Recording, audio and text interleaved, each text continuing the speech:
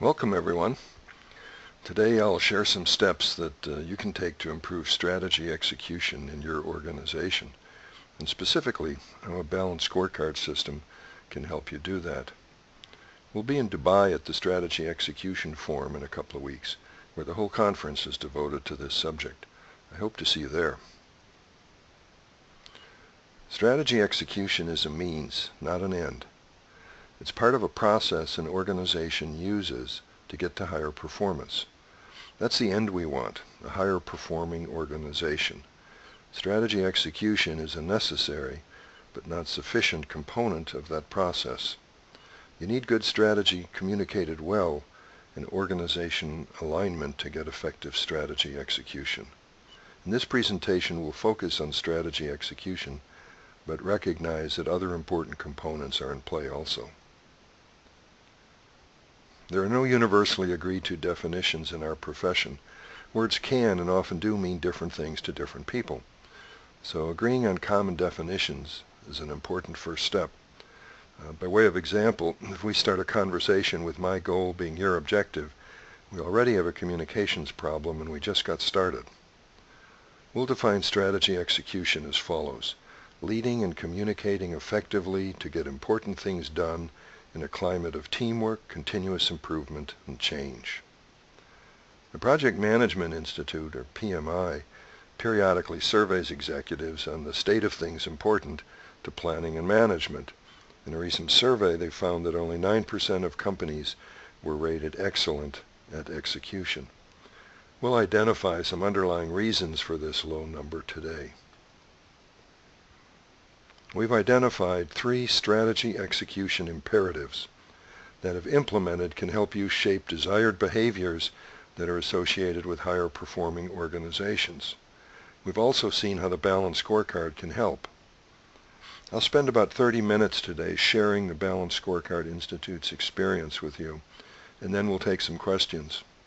The agenda for today covers 3 topics. What are the 3 imperatives? How can a balanced scorecard make strategy execution more successful? And third, what are some practical tips to improve strategy execution at your organization? Let's start by understanding the connections and outputs of each of the 4 phases of a strategic management process.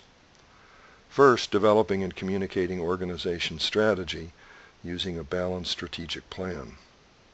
Second, aligning employees, processes, technology, and other systems around the strategy and resulting operating plan. Third, implementing the strategy with a focus on results and continuous improvement. And fourth, using performance information to evaluate how well the strategy is performing. These 4 phases connect, and performance information is shared to create a performance climate and help the organization achieve higher levels of performance and alignment. The balanced scorecard means different things to different people also. To almost everybody today, it means something different than it did when it was first conceived over 20 years ago. It started as a performance measurement model for identifying non-financial performance measures. The idea was to identify the drivers of future financial successes in businesses. From that beginning, the balanced scorecard moved to a framework for focusing the organization on strategy measurement and management. Then came more emphasis on organizational alignment. And today, the balanced scorecard is a full-fledged strategic management system fit for the demands of the 21st century. Worldwide, many different organizations, businesses, governments, state enterprises, and nonprofits use this framework to measure and manage their strategy and improve their operations. The balanced scorecard, when used as a management system, has some inherent characteristics that help with strategy execution, including the discipline of using a framework to understand and connect the elements that make up strategy and high performance, consistent definitions and use of language, cross-functional teams to build employee buy-in, accountability both individually and collectively for performance and results, transformation and change management built into the process, performance information made widely available to employees who need it, teamwork to empower employees and to build continuous improvement, prioritizing work to focus on what matters the most, a focus on outcomes and accomplishments,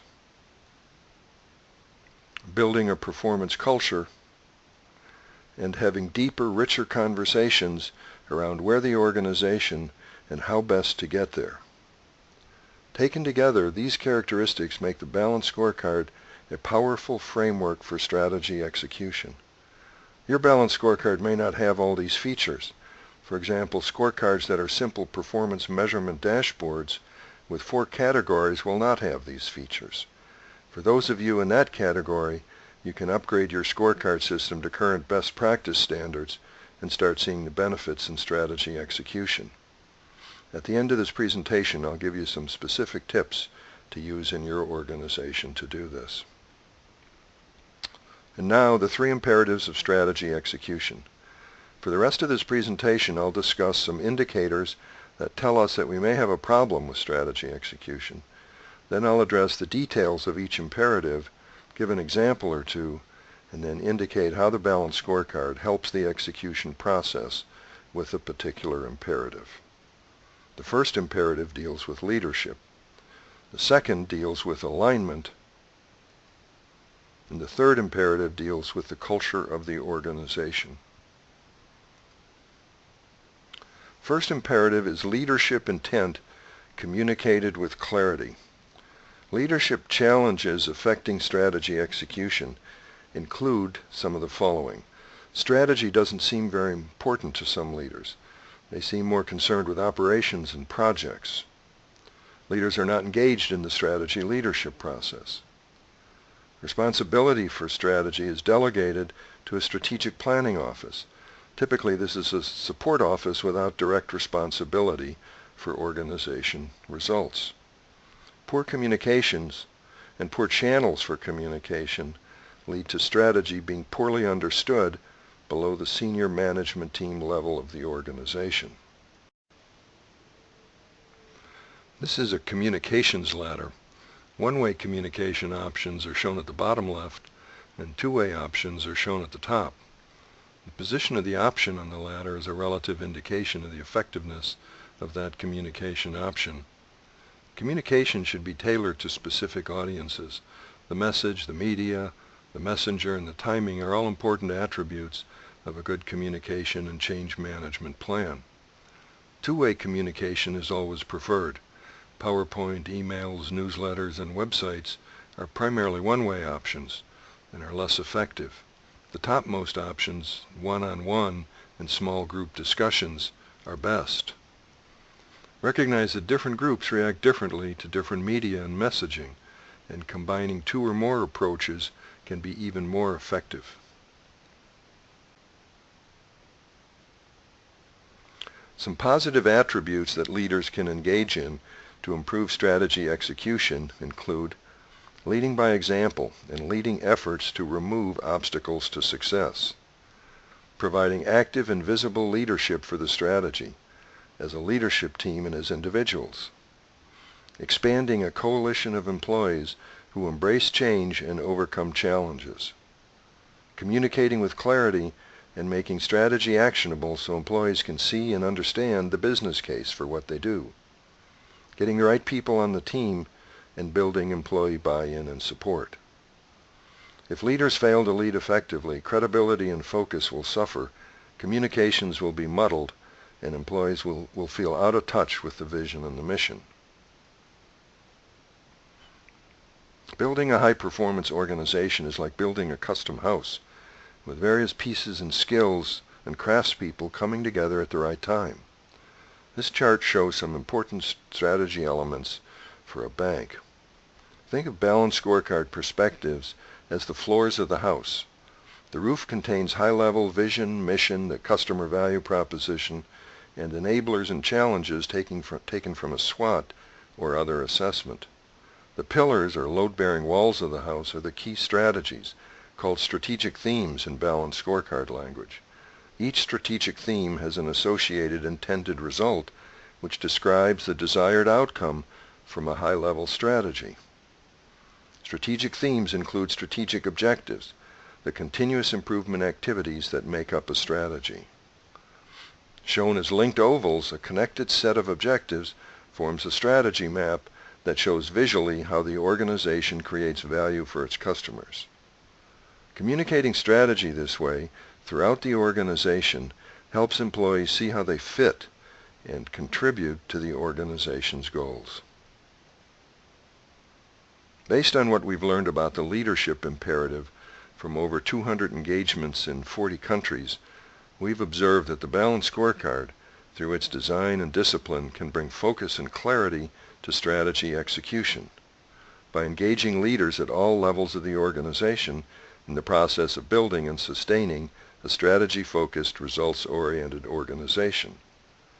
Establishing a team-based culture, including across multiple departments, to focus on customer-facing processes and efficiency.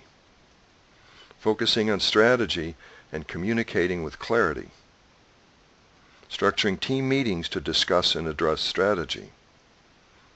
Adopting a project management mentality for the portfolio of projects and programs that make up the organization's business. Project management skills are invaluable to accomplishing strategy execution. And finally, eliminating obstacles to work. The second imperative is organization alignment. That is the alignment or harmonizing of people, processes, technology, and other systems around the strategy. Alignment issues and challenges affecting strategy execution will typically show up as a lack of employee involvement and complaints about not knowing what's going on in the organization, unstructured, poorly run meetings, quality problems and processing mistakes that show up too frequently, little teamwork and collaboration, especially across departments, too many initiatives being pursued, and processes that may be aligned within departments but are misaligned when looking across departments. The Balanced Scorecard helps align employees, processes, and systems across business units, leading to improved coordination across departments to lower cycle times and improve quality. Failure to coordinate across units is one of the most often reported challenges to executing strategy, according to a Project Management Institute study of international executives. In his book, The Horizontal Organization, Frank Ostroff describes a way of thinking about processes from the customer-facing final step back through the business and support units of the organization. So the emphasis is put on the process as a whole rather than a part performed by one department. He advises organizations to take a more horizontal view, not the traditional vertical view of their business. The Balanced Scorecard helps by putting a strategy focus on processes that serve customers to eliminate waste and improve quality, always keeping the customer value proposition in mind.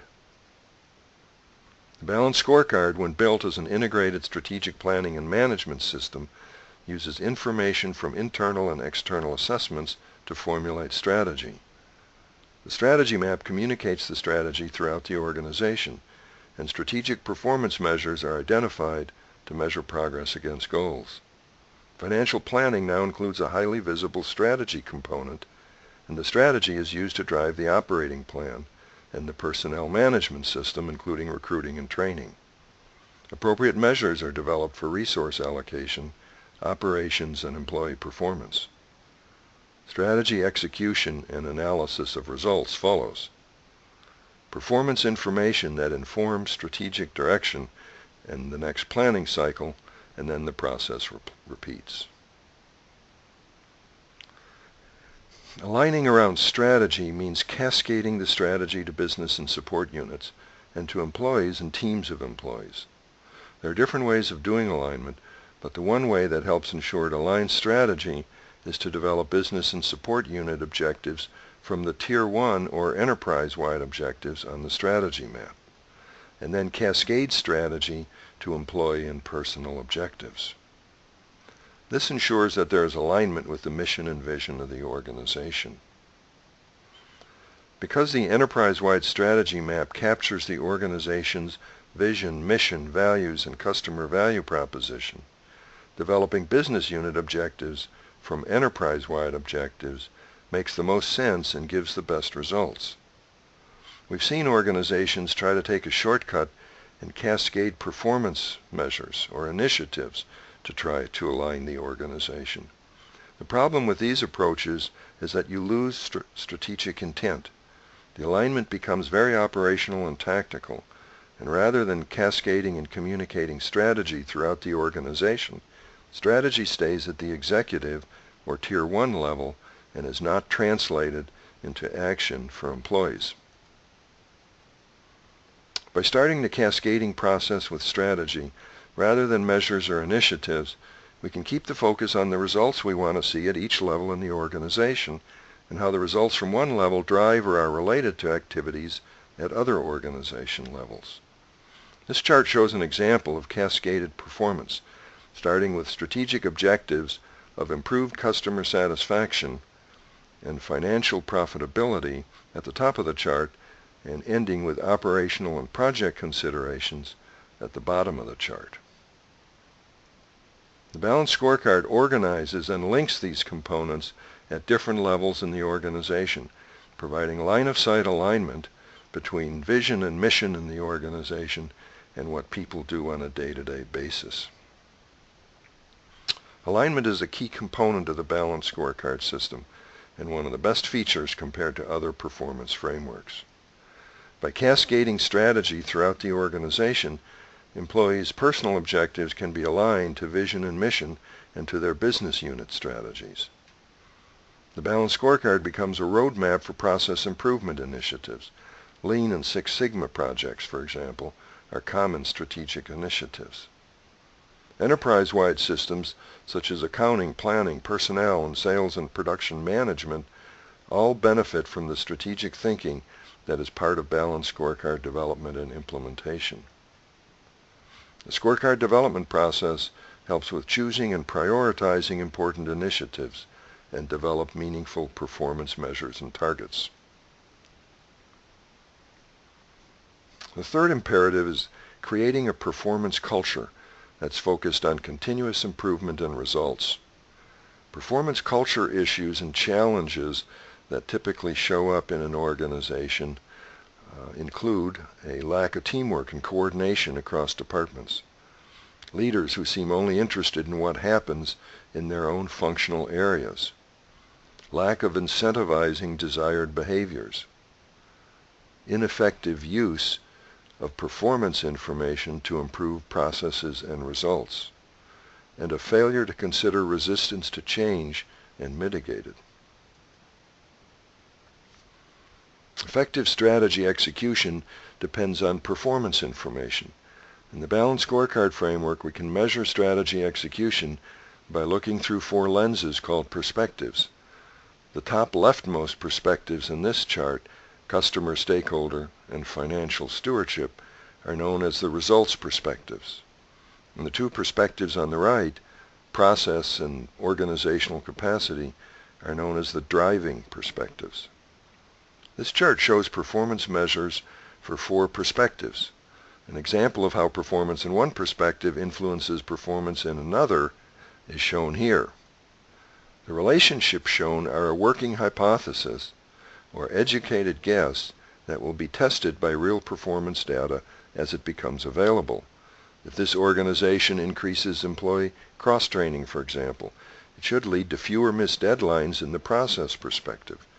If fewer missed deadlines are realized, then it should lead to more new accounts created as customers become impressed with our service delivery times and recommend us to others. And if we add new accounts, then our cash position should improve. A second example, if we give employees more training, we should see an improvement in productivity. This in turn should lead to more customer satisfaction, which in turn will lead to more sales. Remember that when we first construct the logical connections among strategic objectives that we're making a hypothesis, developing KPIs, measures, and tracking progress to understand what drives what, relationships is one of the key features of a scorecard system. What are organizations doing wrong if only 56% of strategic initiatives are successful. Trying to manage too many initiatives is one answer, based on research conducted by the Project Management Institute. The Balanced Scorecard prioritizes and tracks initiatives, in two ways. By comparing many possible initiatives against a set of predetermined selection criteria to create a level playing field and help remove personal bias and choices. And by using prioritization criteria to filter and choose the most important initiatives from many options. The result is a short list of high-priority initiatives that support the strategy. Because the Balanced Scorecard framework gives us the ability to connect the dots, we can use some simple graphics to show how important organization management elements connect. For example, this one-page strategic plan summarizes the most important organization-wide elements and shows how they connect together. This makes it very easy for all employees and stakeholders to understand how the organization creates value for its customers and employees, and how employees, processes, and technology work together for the common good. In this example, taken from one of our clients, the vision, mission, and values are transformed into three strategic themes and associated strategic results. The linked strategic objectives making up the strategy form a strategy map which shows how value is created. In the three columns at the right, performance measures, targets, and strategic initiatives round out the high-level picture of this organization's strategy. Working to meet goals is a necessary ingredient for effective strategy execution. Measuring what matters, prioritizing initiatives and work, setting goals, and monitoring progress all contribute to putting the focus on results and what is to be accomplished. 21st century successful organizations use empowered teams to continuously improve processes, products, and services. Using performance information helps better inform decision-making and puts a focus on performance and accountability. Adding performance incentives can help create a performance culture. Recognition and rewards aligned to performance can be a powerful motivator for results. Let's close this presentation with a few tips to improve strategy execution success in your organization. Leading strategy-focused organizations build on skills most leaders already have. Their vital roles include be engaged and lead the strategy effort, communicate strategy effectively throughout the organization, lead strategy review processes, and remove obstacles to success. Use a consistent prioritization scheme to narrow the number of high-level initiatives being pursued at any one time. At the Institute, the rule of thumb is one per management team member. Getting on message is a term we hear a lot in high-performing organizations. It means adopting a campaign mentality to align messages, messengers, media, and timing to inform and educate employees and stakeholders. A powerful tool to use is the strategy map. I've not seen a more effective communication tool for strategy in a very long time. Orchestrate strategy review meetings, focusing on strategy, not just on projects. For these meetings, the key question should be, tell me where what you just described fits on our strategy map. The answer to this question creates an atmosphere of working together toward results. Structured strategy review meetings are one of the most important steps an organization can take to raise awareness of the importance of everyone working toward the vision and mission. We found that the use of cross-functional teams made up of representatives from different levels in the organization is a powerful way to develop accountability and improve processes, leading to better strategy execution. Building a strategy plan with a few individuals is not nearly as effective and typically leads to a plan document that sits on the shelf unused after it is written, only to be pulled out and re-looked at for the next planning cycle. Developing meaningful KPIs performance measures takes a serious organization commitment, and it takes time. To develop good KPIs, you need to understand the intended results of the strategy and what is to be accomplished. Defining measures should come after defining planned accomplishments. Looking for measures in a book sounds easy, but it is nowhere near as effective as having a team develop the measures based on deep conversations on what is to be accomplished. Ownership and accountability are built into the process if you use a team to identify and develop the meaningful measures. Adopting a management system approach to strategy execution, specifically the balanced scorecard approach, is a strategic changing hearts and minds initiative. Our experience has been that to transform an organization to higher levels of performance requires building in elements of change management early in the process, not after the management system has been developed. Adopting a project management mentality means focusing on the intermediate progress of projects, not just the final completion. The elements of project management measurement are budget adherence, schedule adherence, risk management, and scope creep. Strategy execution is part of a change management journey. It is, in and of itself, a change management initiative. The balanced scorecard framework helps orchestrate the levers of change to work toward creating a more high-performing organization. Each lever or component of change management is important. If there's no vision or it isn't communicated clearly throughout the organization, there'll be confusion around the direction of the enterprise. If strategy is not made actionable, the entity will have false starts as it tries to find its footing in the marketplace. If the organization does not have human capital, infrastructure, and technology and systems capabilities and capacity matched to customer product and service needs, then there'll be anxiety as employees will feel pressure to meet tight schedules. If employees are not incentivized to work to excellence, then resistance and restraint will prevail. If resources aren't adequate, then important work may go undone, and the entity may be stretched too thin, leading to frustrated employees. And if there is no sense of urgency, there will be apathy and I'll get to it when I get to it kind of an attitude.